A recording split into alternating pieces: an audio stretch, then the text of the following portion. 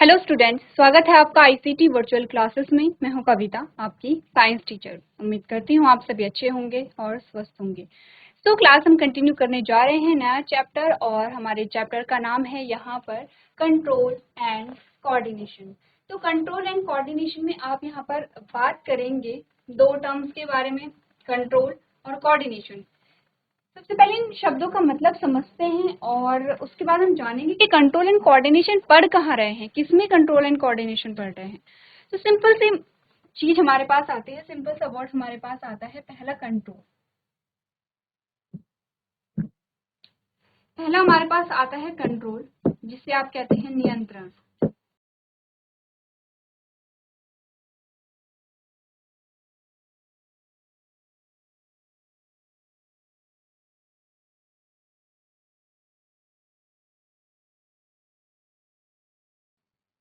नियंत्रण क्या मतलब होता है? कंट्रोल का नियंत्रण होता है, और कोऑर्डिनेशन का मतलब होता है समन्वय।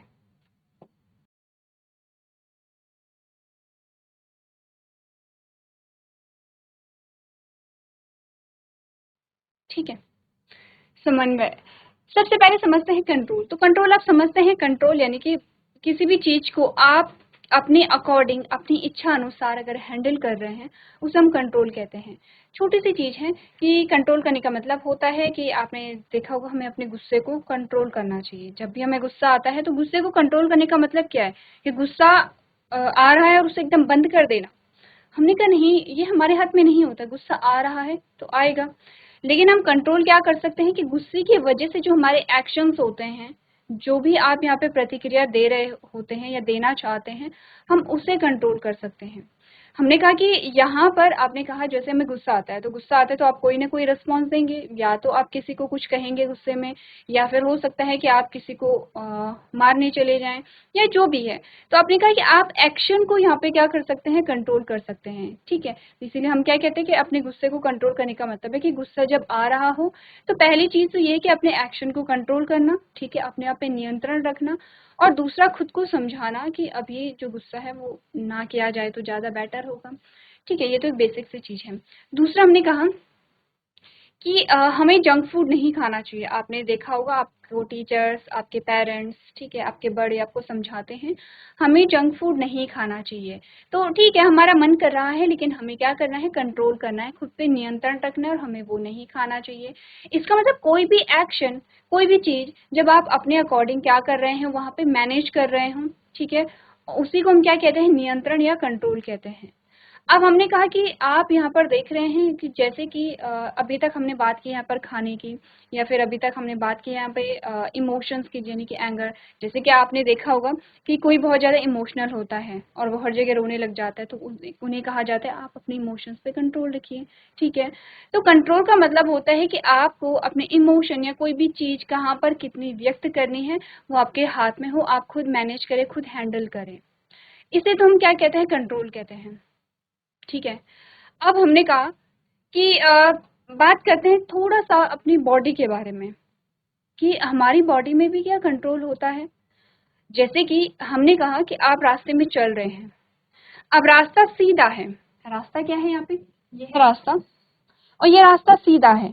तो आप सीधे इस रास्ते में जाते हैं, ऐसा तो नहीं है कि आप कहीं ऊपर चले जाते हैं, फिर कभी नीचे चले जाते हैं, फिर ऊपर, फिर कभी नीचे, फिर कभी सीधे। ऐसे तो नहीं जाते हैं आप रास्ता देखते हैं और आप रास्ते में सीधे चलते हैं। तो हमने कहा कि हमारी बॉडी ठीक ढंग से वहां पे चल रही है, वो हमारी बॉडी का एक कंट्रोल है। बिल्कुल कंट्रोल है।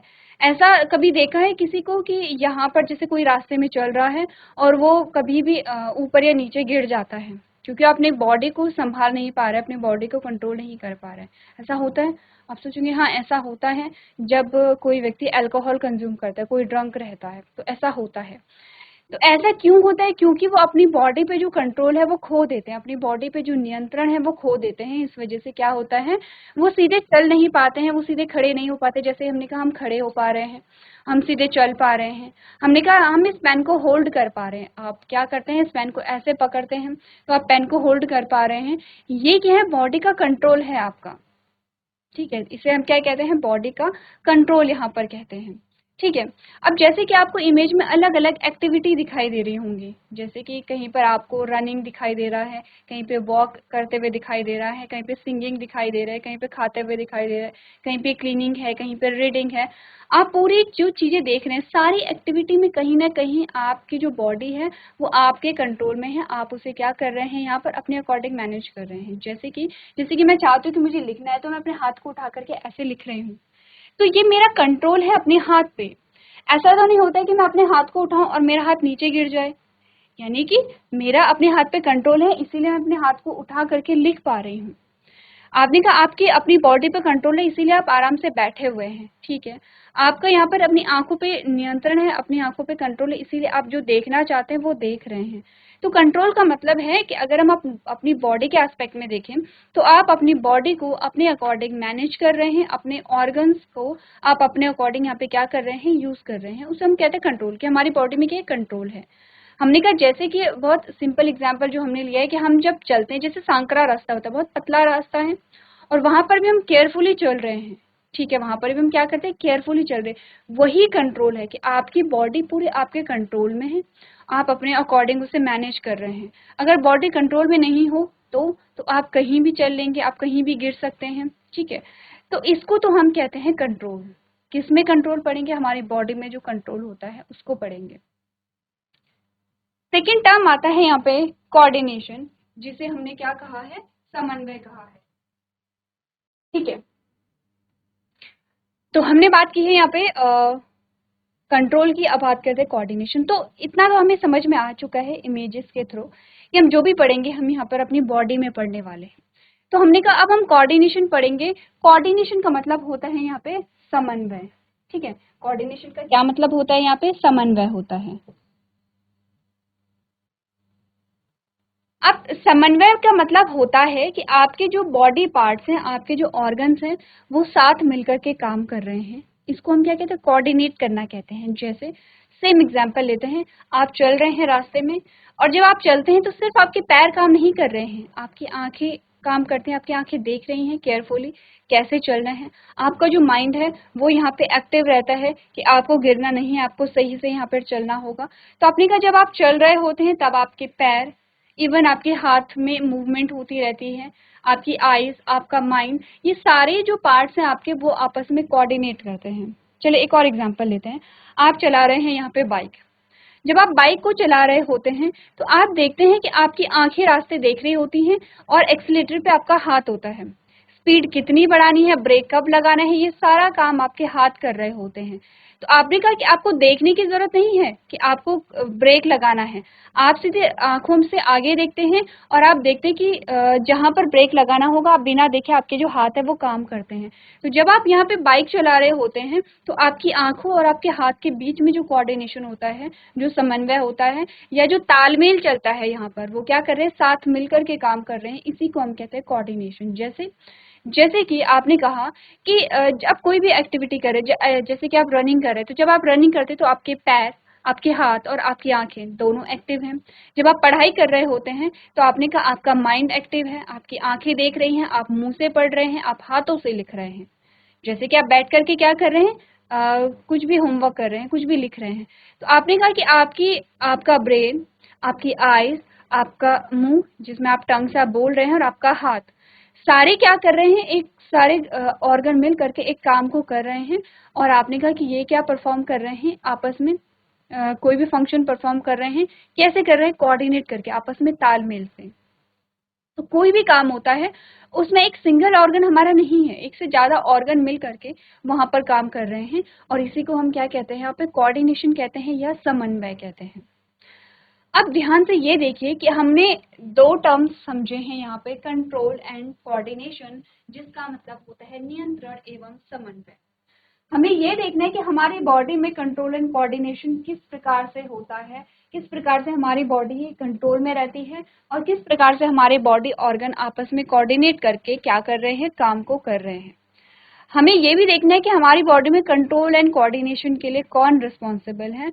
यहाँ पर जैसे कि अभी हम पढ़ रहे हैं, तो मैं आपको यहाँ पर कोई टॉपिक पढ़ा रही हूँ, मैं आपको लेक्चर दे रही हूँ, इसमें क्या है, आपने कहा इसमें मेरी जो आई है वो यहाँ पे क्या कर रही है, आपसे आई कांटेक्ट कर रही हैं, मैं मुंह से बोल रही हूँ और मेरा ब्रेन यहाँ पर एक्टिव है, साथ में मेरे जो हाथ है वो काम कर रहे हैं लिखने में, और कभी कभी मैं चल भी रही हूँ क्योंकि मुझे एक जगह से दूसरी जगह जाना है। तो मेरी पूरी बॉडी के जो ऑर्गन है वो कोऑर्डिनेट कर रहे हैं आपस में, और तब जाके मैं आपको पढ़ा रही हूँ। तो हमने कहा कि आप ऑब्जर्व करेंगे कि डेली लाइफ में या आपका जो रोज का रूटीन होता है उसमें आप क्या क्या फंक्शन करते हैं और उसमें आपके बॉडी के ऑर्गन किस प्रकार से कोऑर्डिनेट करते हैं। ठीक है, तो आपने कहा कि यहाँ पर आपको हर एक एक्टिविटी देखनी है। जब आप हर एक एक्टिविटी को देखेंगे तो आप देखेंगे कि सिर्फ किसी एक काम को करने के लिए एक ऑर्गन आपका नहीं होता है, एक से ज्यादा ऑर्गन वहां पर क्या कर रहे होते हैं, आपस में अपने तालमेल को बिठाते हैं और तब जाके उस काम को करते हैं। तो बेसिकली इस चैप्टर में हमें पढ़ना ये है कि आपके बॉडी के जो ऑर्गन्स है वो कोऑर्डिनेट कैसे करते हैं, यानी कि कोई तो ऐसी चीज होगी जो यहाँ पर इनको क्या कर रही होगी, रेगुलेट कर रही होगी, या कोई तो ऐसी चीज होगी जो यहाँ पर आपके बॉडी को कमांड दे रही है कि उसे कंट्रोल में रहना है, आपके बॉडी ऑर्गन्स को कमांड दे रही है कि उन्हें आपस में कोऑर्डिनेट करना है। कोई तो सिग्नल होगा ऐसा, कोई तो प्रोसेस होगी, कोई तो सिस्टम हमारी बॉडी में होगा। ठीक है, तो हमने कहा कि आपको क्या करना है, ये चीजें यहाँ पर समझनी है। तो स्टार्ट करते हैं यहाँ पे अपना चैप्टर, और चैप्टर में क्या क्या चीजें पढ़ने वाले हैं एक बार आप लोग कंटेंट देख लेंगे।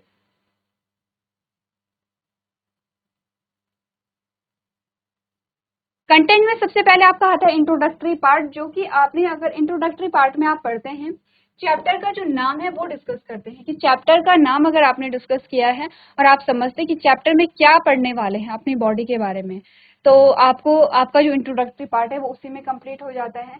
नेक्स्ट हम पढ़ेंगे system of control and coordination in animals. आपने कहा कोई तो ऐसा सिस्टम होगा जो हमारी बॉडी में कंट्रोल एंड कोऑर्डिनेशन को बना रहा है। ठीक है, तो हम उस सिस्टम के बारे में पढ़ेंगे, कौन सा है वो नर्वस सिस्टम, और शायद उस नर्वस सिस्टम का नाम है, और शायद उस सिस्टम का नाम है नर्वस सिस्टम। तो हम पढ़ेंगे नर्वस सिस्टम के बारे में, क्या होता है नर्वस सिस्टम, कौन कौन से पार्ट्स यहाँ पे इंक्लूड होते हैं और कैसे नर्वस सिस्टम आपका काम करता है, हर एक पार्ट के बारे में बात करेंगे। फिर हम बात करेंगे कोऑर्डिनेशन इन प्लांट्स।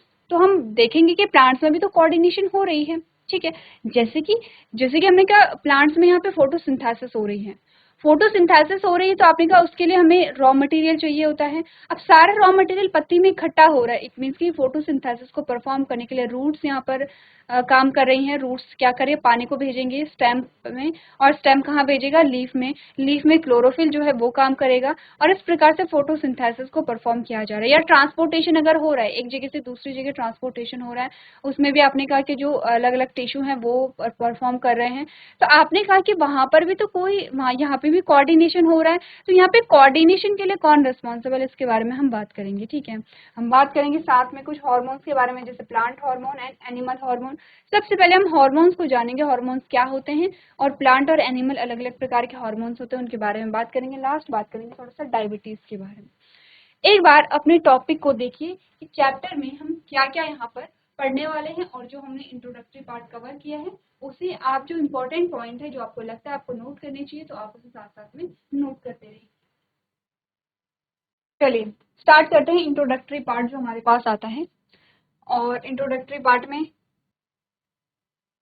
आपसे कहा गया है कि क्या हम हर दिन सोते हैं। हाँ, हम हर दिन क्या करते हैं, सोते हैं, और जब तक हमारे पास कोई महत्वपूर्ण घटना या परेशानियां आती है तो हम गहरी नींद लेते रहते हैं। इसका मतलब, सिंपल सा मतलब ये है कि हम क्या करते हैं, हर दिन सोते हैं, हमें हर दिन नींद चाहिए होती है, हमारी बॉडी के लिए इम्पोर्टेंट है। लेकिन हम सो कैसे जाते हैं, क्या सोते ही हमारा जो दिमाग है वो बंद हो जाता है? और हमने कहा कि सबसे पहले तो क्वेश्चन ये आता है कि क्या हम हर दिन सोते हैं। आपने कहा ऑफ कोर्स हम हर दिन सोते हैं, हम हर दिन नहीं सोएंगे तो हमें बहुत टायर्ड फील होगा। ठीक है, और जब तक आप सोएंगे नहीं तो आपको एनर्जेटिक फील नहीं होता है, तो हमें दिन में यहाँ पे कुछ घंटे की जो नींद है वो लेनी इम्पॉर्टेंट होती है। आपने कहा कि हम सोते कैसे हैं फिर, और जब हम सोते कैसे हैं, यानी कि जब हम सोते हैं तो हमारी बॉडी में क्या होता होगा, और जब हम सोते हैं तो क्या हमारा जो दिमाग है वो भी पूरी तरीके से सो जाता है या वो काम करना बंद कर देता है। सबसे पहले इस क्वेश्चन का आंसर समझते हैं कि क्या हमारा जो दिमाग है वो सो जाता है। तो अगर मैं आपसे पूछूं, जब आप उठे हुए रहते हैं तो आप में रेस्पिरेशन होती रहती है,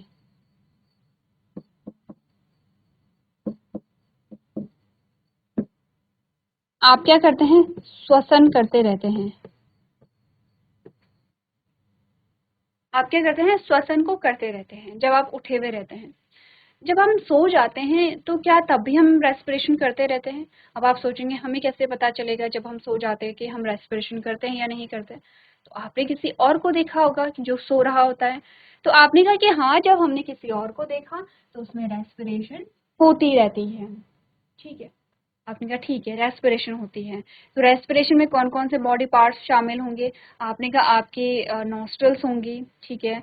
आपने कहा आपकी नेजल कैविटी होगी, आपका विंड पाइप होगा, आपने कहा आपके लंग्स यानी कि आपके फेफड़े होंगे यहाँ पर, ठीक है। ये सारे रेस्पिरेशन में शामिल होते हैं।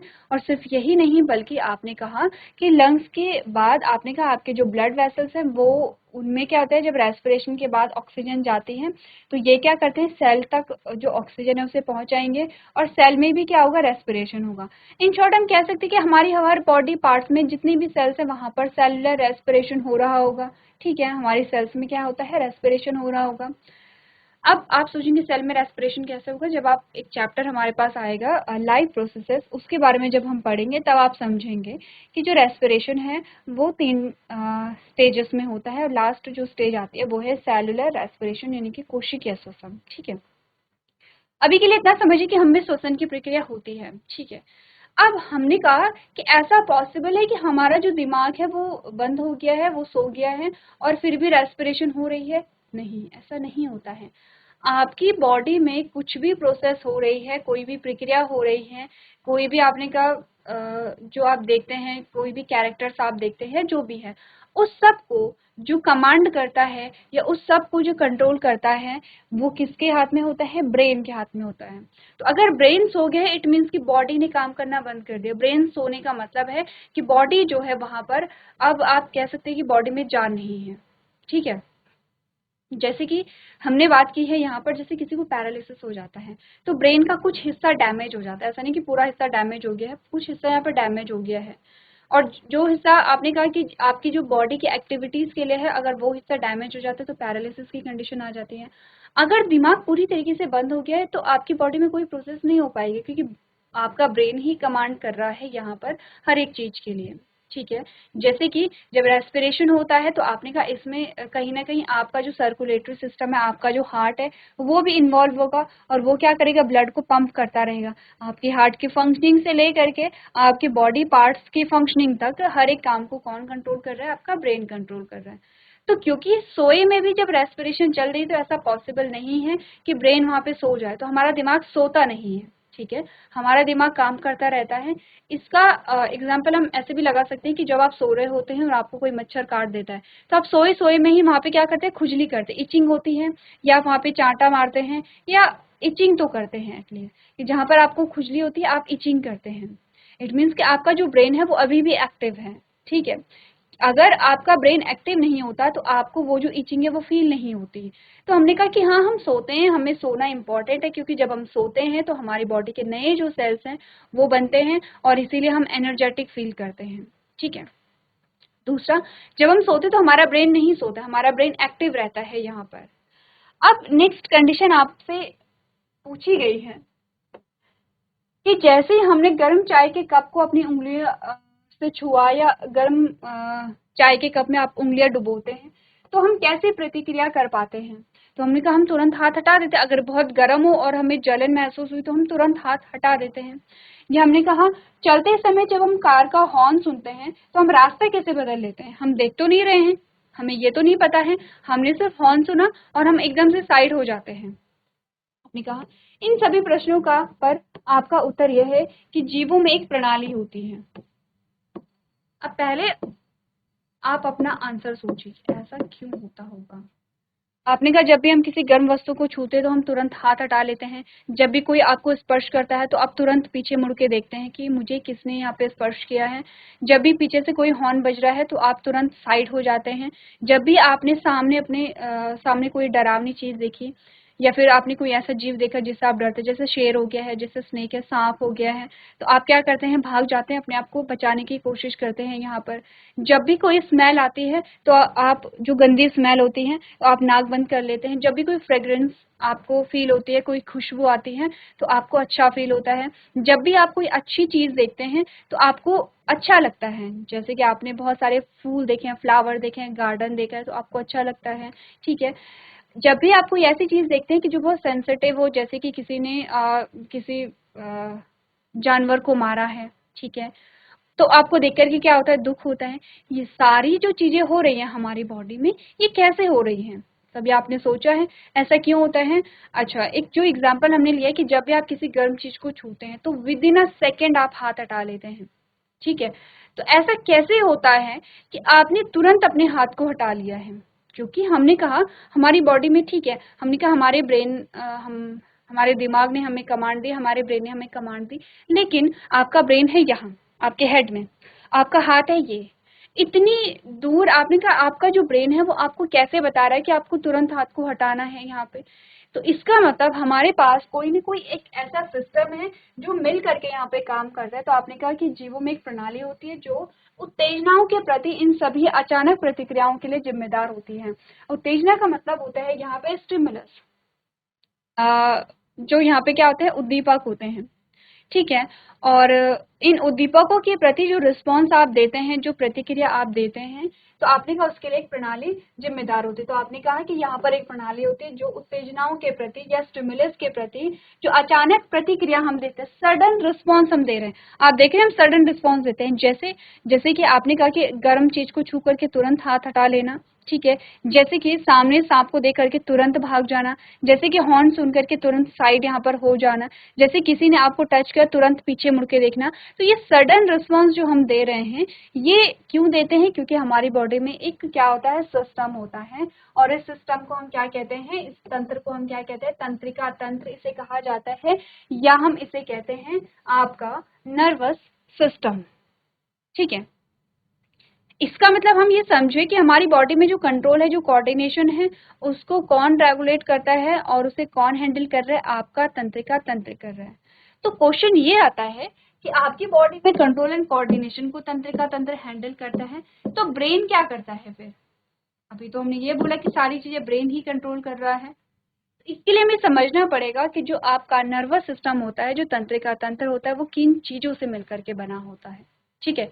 एक बार आप लोग पढ़िए यहाँ पर जो इंट्रोडक्टरी पार्ट आपके पास आए हैं, उसके बाद हम बात करेंगे यहाँ पर तंत्रिका तंत्र और उसके ऑर्गन्स के बारे में। तो चलिए एक बार आप लोग रीड कर लेंगे। चलिए, तो अब बात करेंगे थोड़ा सा आपके नर्वस सिस्टम यानी कि तंत्रिका तंत्र के बारे में। उसके लिए आपको देखना होगा ये लाइन डायग्राम। यहाँ पर आपको आपके नर्वस सिस्टम को आपको बताया गया है कि ये किन किन चीजों से मिलकर के बना होता है। ठीक है। सबसे पहले, अब बहुत ज्यादा डिटेल में हम बाद में बात करेंगे। सबसे पहले आप समझिए यहाँ पे ब्रेन भी आया है, इट मीन्स कि आपके नर्वस सिस्टम का पार्ट ब्रेन भी है, तभी हम कह रहे हैं कि ब्रेन आपकी सारी एक्टिविटी को कंट्रोल कर रहा है। ठीक है। दूसरा हमने कहा स्पाइनल कॉर्ड है। तो मेनली जो यहाँ पर नर्वस सिस्टम के पार्ट्स होते हैं वो दो पार्ट होते हैं यहाँ पर। कौन कौन? ब्रेन और स्पाइनल कॉर्ड। स्पाइनल कॉर्ड कहाँ होती है? आपकी जो पीछे बैकबोन होती है वहां आपकी स्पाइनल कॉर्ड होती है। ठीक है। आपको करना क्या है, ये जो नर्वस सिस्टम है ये पूरा लाइन डायग्राम आप नोट करके लेकर के आएंगे और थोड़ा सा पढ़ करके आएंगे नर्वस सिस्टम के कितने के पार्ट्स होते हैं यहाँ पे, और जो आप बाकी की जो लेवलिंग है उसके बारे में थोड़ा सा आप यहाँ पे क्या करेंगे, रीड करके लेके आएंगे। तो आज के सेशन में हम इतना ही करेंगे। अभी तक क्लास में बने रहने के लिए आपका धन्यवाद।